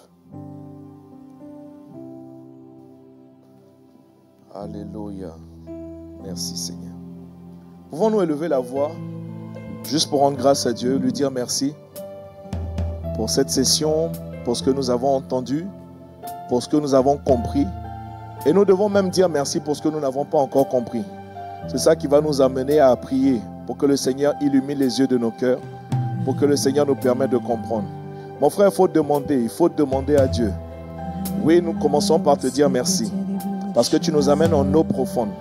Tu as parlé par la bouche de ton serviteur, maintenant tu nous poses. Nous sommes comme Marie. Seigneur, nous avons laissé tout de côté. Seigneur notre Dieu, nous sommes venus nous asseoir à tes pieds en te demandant, s'il te plaît, parle-nous. Nous sommes comme les disciples. La Bible dit au sujet des disciples qu'ils venaient après pour voir Jésus, pour demander à Jésus, explique-nous ce que tu as enseigné. Jésus enseigne à la foule, les disciples reviennent. Pour nous, nous revenons le mercredi et nous demandons au Seigneur, explique-nous. Nous nous posons dans ta présence. Nous demandons, Seigneur, ton esprit, que ton esprit nous éclaire, que ton esprit, Seigneur, nous ouvre l'intelligence, afin que nous puissions comprendre ce qui nous est annoncé. Seigneur, tu as fait de nous des êtres, tu as créé un être spécifique dans toute l'assemblée des êtres spirituels. Tu l'as appelé l'homme et tu as voulu que l'homme soit à ton image et à ta ressemblance. L'image dont il est question, c'est non seulement un esprit. Tu as fait de nous des êtres spirituels. Accorde-nous la grâce, Seigneur notre Dieu, d'adhérer, de comprendre, de saisir et d'accepter cette vérité. Nous sommes avant toute chose des êtres spirituels. Nous sommes avant toute chose des êtres spirituels, désirant opérer, Seigneur, dans la dimension de l'esprit. C'est vrai, ce n'est peut-être pas évident parce que nous sommes beaucoup plus conscients, Seigneur notre Dieu, de nos émotions, de nos sentiments, de nos sensations, de notre corps et de ses limitations. Mais tu as fait de nous au commencement des êtres spirituels. Et ensuite, l'image, c'est l'image de Dieu. Seigneur, tu as fait de nous des divinités. Et là encore, Seigneur, nous avons tellement besoin, Seigneur, que toi, tu nous expliques. Saint-Esprit, il est écrit à ton sujet que c'est toi qui rends témoignage à notre esprit de ce que nous sommes des enfants de Dieu, des fils de Dieu. C'est l'expression, comme ça a été dit tout à l'heure, concernant Jésus, fils de Dieu. Ça veut dire qu'il est sorti de Dieu, ça veut dire c'est une divinité. Seigneur notre Dieu, accorde-nous la grâce. Nous te disons merci pour ton serviteur, Seigneur, à qui, Seigneur, tu as donné ce message et qu'il a délivré, Seigneur notre Dieu, afin que nous ne restions pas là où nous sommes, Seigneur, afin que nous ne restions pas à un niveau de bassesse, à un niveau de limitation, à un niveau, Seigneur, où nous ne pouvons pas opérer. Tu nous appelles, Seigneur, dans l'assemblée des divinités. Tu nous appelles à occuper, Seigneur, notre place, afin d'administrer, afin de gouverner, afin de régenter, afin d'interdire des choses sur la terre des hommes, afin, Seigneur, d'autoriser aussi des choses sur la terre des hommes. N'as-tu pas dit lorsque vous priez, dites que ta volonté soit faite sur la terre comme au ciel. Nous sommes là pour cela, Père, accorde-nous la grâce. Nous allons poursuivre par ta seule grâce la semaine prochaine. Ramène-nous, s'il te plaît, assoiffés. Ramène-nous disposés. Ramène-nous, Seigneur, notre Dieu, désirant aller de l'avant. Non pas pour emmagasiner des informations, non pas, Seigneur notre Dieu, juste pour dire c'était puissant. Non, c'était puissant, gloire à Dieu. Mais nous voulons, Seigneur, des vies transformées. Nous voulons, Seigneur, voir, Seigneur, des hommes qui prennent véritablement la stature de Christ. Seigneur notre Dieu, qui maturent dans ta présence, qui deviennent des hommes faits. Et quand on parle des hommes ici, on va parler des femmes également, mais qui deviennent, Seigneur notre Dieu, à la stature de Christ et qui sont maintenant en position de commander et les choses arrivent sur la terre dans le nom de Jésus. Père, oh, emmène ton Église à la dimension, Seigneur notre Dieu, dans la sphère, dans l'office des intercesseurs, parce que c'est de ça qu'il s'agit. Père de grâce, au nom de Jésus. Alors que nous terminons, nous te recommandons, Seigneur, notre soirée. Nous prions, Seigneur, pour nos retours. Chacun d'entre nous dans son lieu, à bon port, Seigneur, ce soir.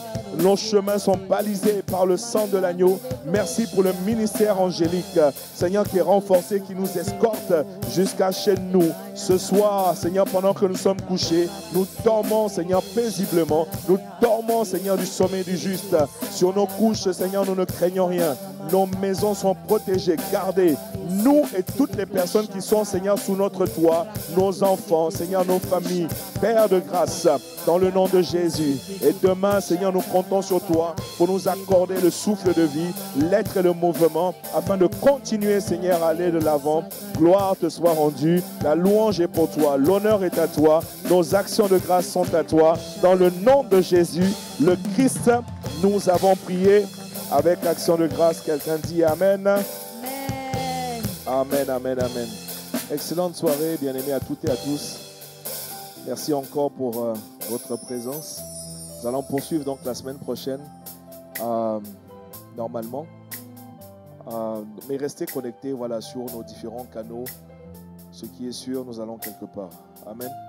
Voilà, saluez quelqu'un avant de partir. S'il vous plaît, si vous êtes véhiculé, si vous pouvez aider à transporter les uns et les autres pour raccourcir la distance, faciliter les choses aux uns aux autres, ça pourrait vraiment être une bonne chose.